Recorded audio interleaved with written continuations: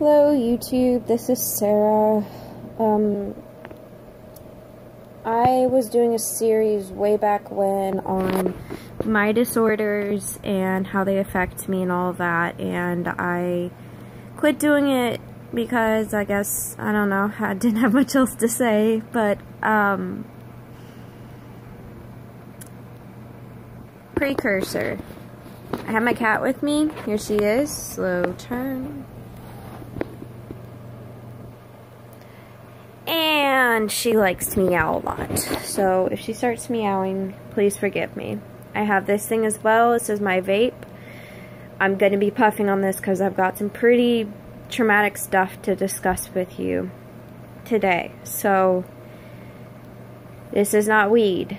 I had a comment before that it might have been weed. It's not. I wish. No. I don't do that.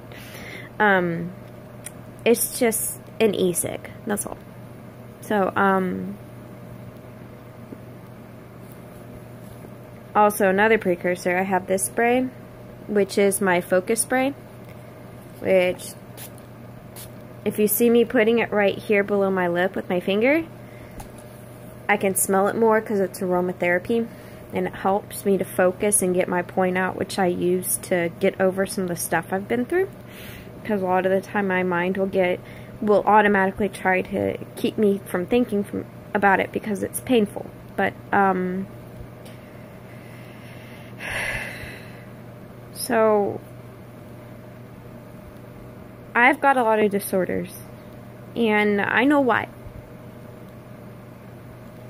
That's it. I have a few big points, but I know why is because my mother drank when I was in the womb. And my uncle's bipolar. I'm sorry, her uncle is bipolar. My dad might be. And my mom suffers from an addiction. And this stuff kind of played a really big role in how I developed. Because I believe disorders come from developmental issues. You had the tendency to be that way, but it's not 100%. You know, I wasn't born bipolar. You know, I didn't become bipolar until I was, like, not become it, but start having huge symptoms of it until I was 18, and I started recognizing it at 12. So, I have quite a few things going on because my dad also emotionally and mentally abused me as a child. And there's a new diagnosis, not diagnosis yet, hopefully not, it isn't a diagnosis, but it would explain a lot. And I've come up with the reason why I rationalize this way. It's a coping skill. And I just realized that some bad things that you do as coping skills can also be disorderly. So they can be formed as a disorder. So this was a dependency disorder, which those I don't consider something that I am. It's just something that I'm dealing with, that I'm going through. Like bipolar, I am. Unfortunately, I always will be, and I know that. Anxiety, yes. I've had that since I was a kid. That was my first disorder. And that's it. I mean, maybe some OCD in there, but it's not life-threatening or life-altering. It's not bad, you know. That's it. You know, it's pretty good for a bipolar person, because generally we have like 5 or 6, because it's just how that shit works. And, I have a few others. I have PTSD, which of course is caused.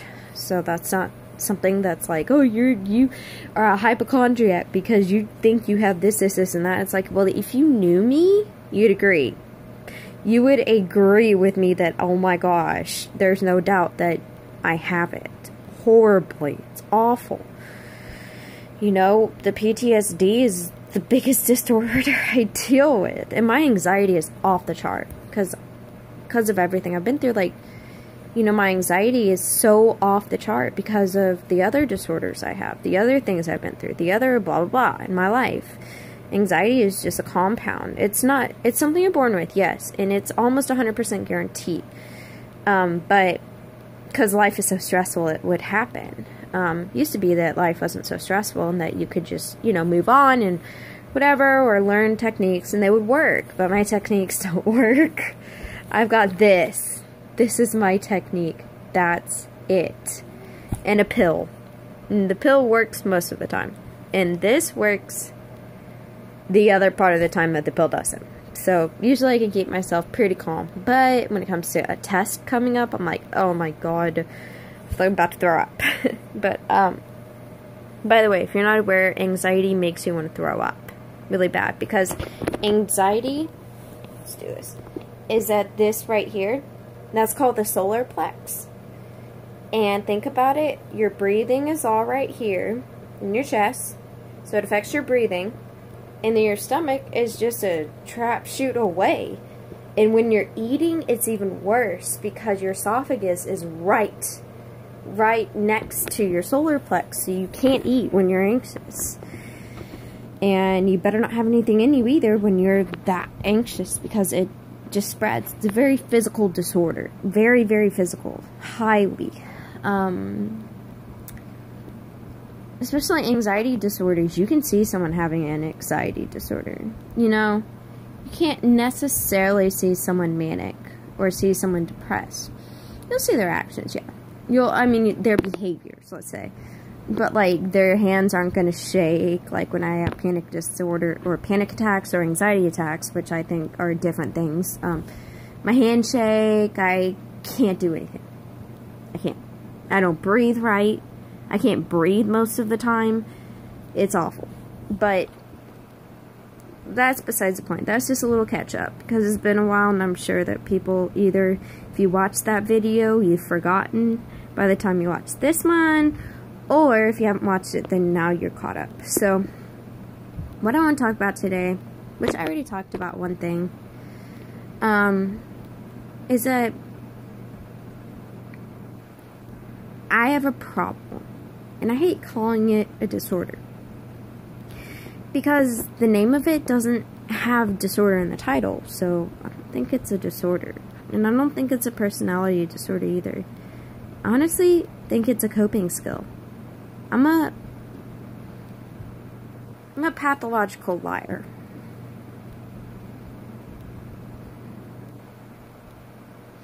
I do this because I'm protecting myself from the truth. Although people may think pathological liars do it because they seek the thrill or whatever, or just because that's just who they are, that's not the case. Most people do it because they're hiding something from themselves. When you're a pathological liar, the lie you tell is not a lie to you. Which is why nobody diagnoses themselves. No one.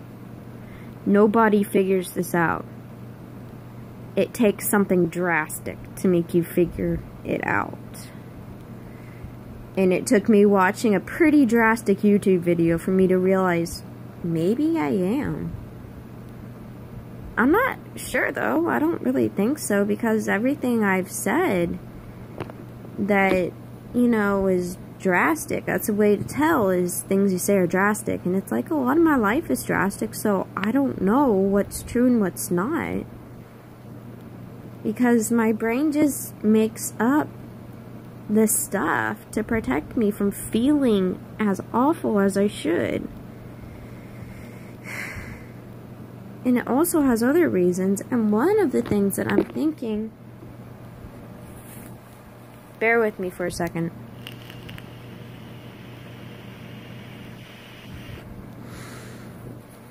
Sorry about that.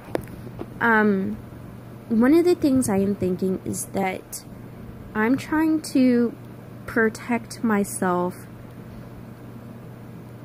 from some of the bad things that happen to me. Like, I believe that I was raped. And I know for sure one of them is true. Like, positively know it.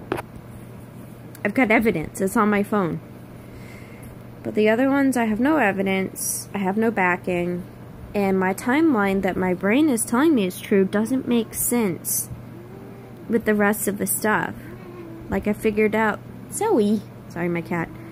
I figured out that one thing that happened on the same day I thought I got raped by this black guy, African American, I'm sorry if that offended anybody, by this African American guy, that timeline right there, I was doing something else that I remember. The timeline that my brain is telling me this is when it happened, and this is when something else happened at the same time. How's that possible? So that one is questionable. And then I started thinking through more and more, and then eventually realized, oh my gosh, I was only raped by one guy. That's it. Weird. Just weird. Maybe I will admit that I was doing something while I, slept with these men that might have been so emotionally traumatizing for me that I couldn't,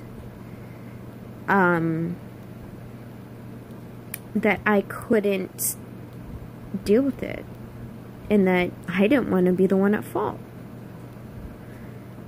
And I'm sure a lot of you know what I'm talking about, but I'm not saying it.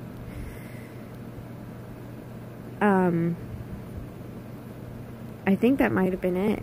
And then the other one that I'm pretty sure I lied about, because I realized something too, is that when you have sex for the first time, your hymen is broken in your vagina. When I first put my first tampon in when I was in 7th grade, I broke it then, right? Well, my brain told me about 2 years ago that my dad raped me when I was 7, which means that it would be broken by the time I got to 7th grade. And it wasn't. And I know, if all of this is true, excuse my mind, but I know exactly why that happened, because my dad was mentally and emotionally abusive to me. Horribly. Like, really bad. No, oops. Sorry. Minor issue here. Minor issue. Okay. Back on. My cat just turned my power off. I know, she's smart, isn't she? Nah, she just pressed the button on my lamp. So my dad did that to me, and I think the reason that I told people, and I told people this stuff too, because I believed it.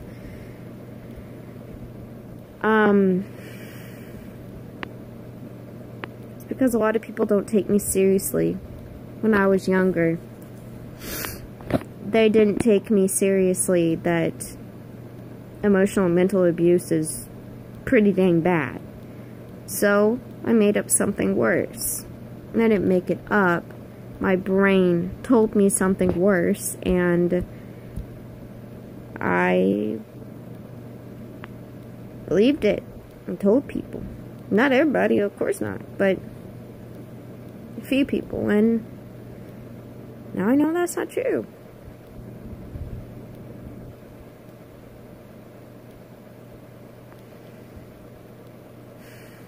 I don't know.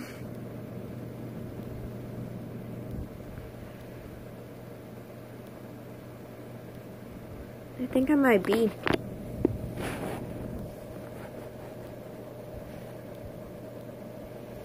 Anyways, post any comments that you have. Give this video a like if you like it, dislike if you don't.